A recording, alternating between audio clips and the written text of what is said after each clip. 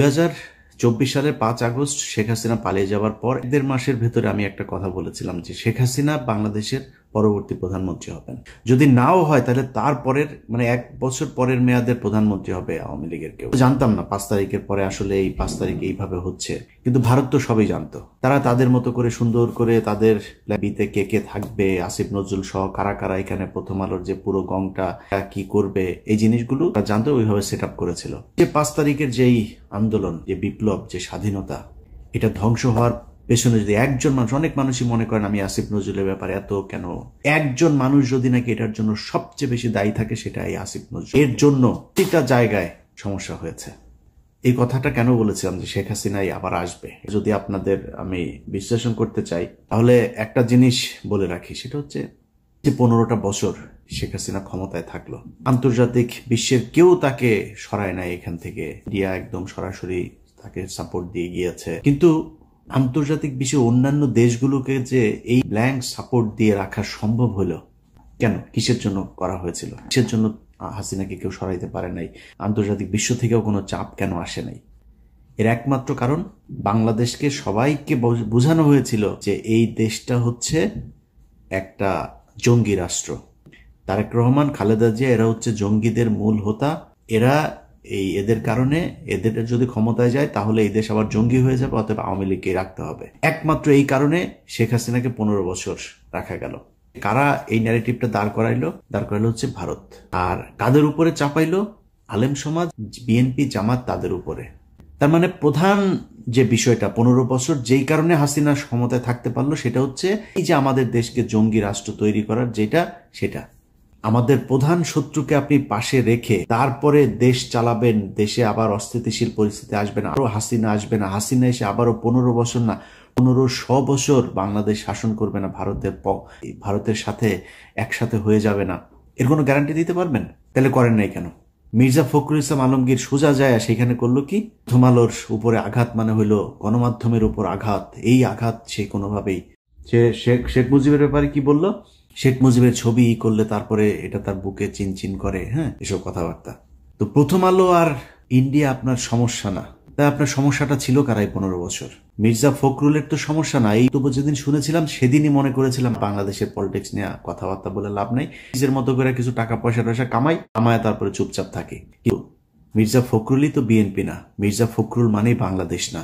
বাংলাদেশের লাখো লাখো কোটি কোটি বিএনপি জামায়াতের কর্মীরা, নেতারা অনেকে আছে যারা আসলেই ভারতকে অপছন্দ করে, প্রথম আলোকে বাংলাদেশ থেকে উৎখাত করতে চায়।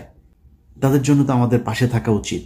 মির্জা ফখরুলের একটা ঘর জামাই আছে, ফাহাম আব্দুসামাদ ফাহাম নাকি যেন, ঘর জামাইটা এতদিন মির্জা ফখরুল অস্ট্রেলিয়াতে যে আওয়ামী লীগের কাছ থেকে যা ভাগটাক পাইতো এগুলো নিয়ে ওইখানে দিত, নিয়ে থাকতো। এখন সে বউ নিয়ে বাড়িতে এসেছে, দেশে এসেছে। প্রতিদিন বিভিন্ন গণমাধ্যমে দেখি সে বক্তব্য দেয়। এতদিন কই ছিলেন? ওনার মেয়ের তো উচিত ছিল এখানে এসে তারপরে এগুলো নিয়ে নেতৃত্ব দেওয়া, কথাবার্তা বলে নাই তো, কোনো কিছুই করে নাই। এখন এসছে, কারণ এখন এই যে আবার লুটপাট শুরু হয়েছে। খবর নেন, যান। মির্জা ফখরুলের ভাইয়ের অত্যাচারে তার এলাকার লোকজন ঘরে থাকতে পারে না। বাংলাদেশের সবচাইতে বেশি আওয়ামী লীগের লোকজনকে প্রবাসিত করা হয়েছে মির্জা ফখরুলের এলাকায়, এগুলো নিয়ে কাজ করতেছে। তো আমার সেকেন্ড চয়েস হচ্ছে বিএনপি। অতএব এই কারণে বিএনপির বিষয় নিয়ে, বিএনপি চাঁদাবাজি করে, এই করে সেই করে, অভিযোগ আমি বলে বিএনপি নিয়ে কোনো কথা বলা যাবে না। বিএনপিকে নিয়ে বলার সময় আছে, অবশ্যই বিএনপিকে নিয়ে কথা বলা হবে, কিন্তু এখন না। এখন মির্জা ফখরুলের তো কোনো সমস্যা হবে না। মির্জা ফখরুল তো আওয়ামী লীগের সাথে মিলেমিশে 15 বছর খুব শান্তিতে ছিল।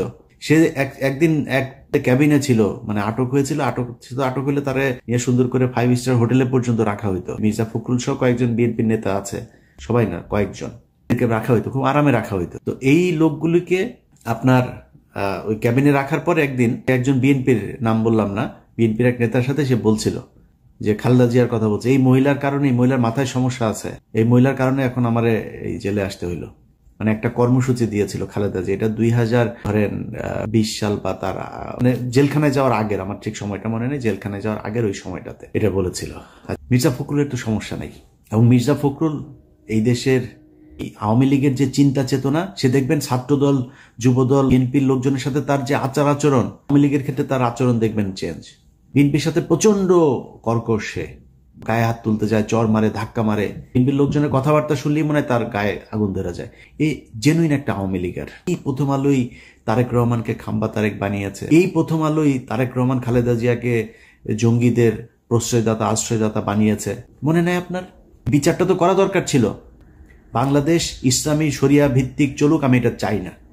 মানে আপনি আমাদের যাই মনে করেন তাই মনে করেন, আমি এটা চাই না। বাংলাদেশ ইসলামী শরিয়া ভিত্তিক চলার মতো ওই অবস্থা আমাদের নাই, সেই জায়গায় যাইতে পারিনি। যদি কেউ পারেন মাইক নিয়ে ওয়াজের মাহফিলে গলা না ফাটায়া গাড়ি বানায় দেখান। আমি ওই জায়গায় এখন যাইতে চাই না। জঙ্গিবাদ বলে কি বাংলাদেশে আসলেই কিছু আছে? সেটা প্রমাণ করা দরকার ছিল এই সরকারের আসার পরপরই। বিচারগুলো তাড়াতাড়ি শেষ করে যে এই ঘটনাটা আসলে এই যেভাবে নাটক সাজানো হয়েছিল, এইভাবে নাটক সাজানো হয়েছিল, এই নাটক সাজিয়ে এইভাবে ভারত এবং আওয়ামী লীগ মিলে তোমাদেরকে ভুল বুঝিয়েছে। বাস্তব চিত্রটা এটাই। মাঝখানেও যদি আলেমদের ভেতরে কেউ জঙ্গি কর্মকাণ্ডে যদি থেকে থাকে, তাদের বিচার চাই। বাদ বাকি যারা, তাদেরকে তো সারা দরকার। এই জিল্লুর রহমান, ফারজানা ব্রাউনিয়ার এক্স মানে কত নাম্বার সেটা তো বলা যাবে না, এটা সম্ভবত ওই পার্ট টাইম বয়ফ্রেন্ড ছিল। পার্ট টাইম বয়ফ্রেন্ড বলছেন যে ঈদের পরে এই দেশে আবার জঙ্গি হামলা হবে। বলছেন দেশে নাকি কোন এক সাংবাদিক এটার সাথে জড়িত, কোন আলেম নাকি দেশের কে কারা কারা জড়িত, একদম পুরো তথ্য সহ খাতা, এইভাবে খাতা একটা পৃষ্ঠা নিয়ে তারপরে তিনি বসেছেন। ওরে বাবারে, তার কাছে সব তথ্য। কিভাবে হামলা হবে, কোথায় কোথায় হবে, সে আগের মতোই নাকি গুরুত্বপূর্ণ জায়গায় কোর্ট টোট এইসব সেইভাবে নাম ধরে ধরে বলছেন। ধরে নিয়ে ওর পিছন দিয়া ডিম ঢুকে ওরা জিজ্ঞেস করেন যে তুই এই তথ্য কই পাইলি, কই হবে, কারা কারা করবে, তাড়াতাড়ি নামের লিস্ট দে। আমরাও সেটা জানতে চাই, কারা কারা এই দেশে জঙ্গিবাদ করতে চায়, আমরা খুঁজে বার করতে চাই। ওর কাছ থেকে তালিকা নেন, ও কোথায় পেয়েছে এটা। এরা হচ্ছে খুব চিপ রেটের দালাল।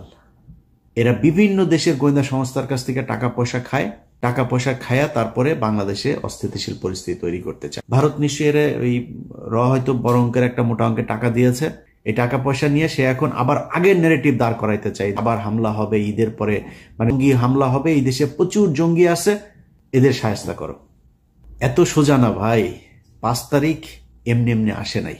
যদি কেউ মনে করেন 5 তারিখ এমনিতেই চলে এসছে, এটা মনে করার কোনো কারণ নাই। আল্লাহ নিজের হাতে ধরে আপনাদেরকে এই গিফট দিয়েছিল। এই যে 8টা মাস হইল, এখনো পর্যন্ত বিএনপি, জামায়াত সহ বিভিন্ন লোকজন জেলখানায় আছে। জেলখানায় থাকা মানুষগুলিরে এখন পর্যন্ত জেল থেকে বার করতে পারলেন না। রোজাটা করলো তারা জেলখানার ভেতরে। ইফতার কি করে, পরিবারের অবস্থা কি, 15 বছরে এই মামলা চালাইতে কি অবস্থা। আরে ভাই, এই জেলখানার মানুষগুলোর এই যে প্রতিদিন তাহাজ্জুদ নামাজ পড়া, আল্লাহর কাছে সাহায্য চাওয়া, দেশের জন্য আল্লাহর কাছে কান্নাকাটি করা, এই জন্য 5 তারিখ এসেছিল। তাদের চোখের পানির দাম দেন নাই, তাদেরকে এখন পর্যন্ত জেলখানায় রাখা তারপরে ক্ষমতায় চলে আসবেন। এত সোজা, এত ইজি আপনি ক্ষমতায় চলে আসবেন। এখনো তারেক রহমান দেশে যাইতে পারে নাই। ক্ষমতা বহু দূরের ব্যাপার। খুব প্রীতি দেখাইছেন না, শেখ হাসিনা দেশে আসবে, শেখ হাসিনা আবার আওয়ামী লীগকে আমরা মাফ করে দিব। কাছে মাফ চাইছে। এখন আওয়ামী লীগকে পুনর্বাসিত করবে কি? কোন রিফাইন আওয়ামী লীগ আসবে, নাকি পিওর আওয়ামী লীগ আসবে, র আওয়ামী লীগ আসবে, না কোন আওয়ামী লীগ আসবে, এটা নিয়ে আলোচনা হয়। এই আলোচনা আপনাকে আসতে বলছে কি? আওয়ামী লীগ বলছে আপনার কাছে আসতে চায় আমাদেরকে র আওয়ামী লীগ নিবা নাকি এই রিফাইন আওয়ামী লীগ নিবা, কোনটারে নিবা, কোন ভাবে আমাদেরকে নেওয়া যায় চাইছে আপনার কাছে।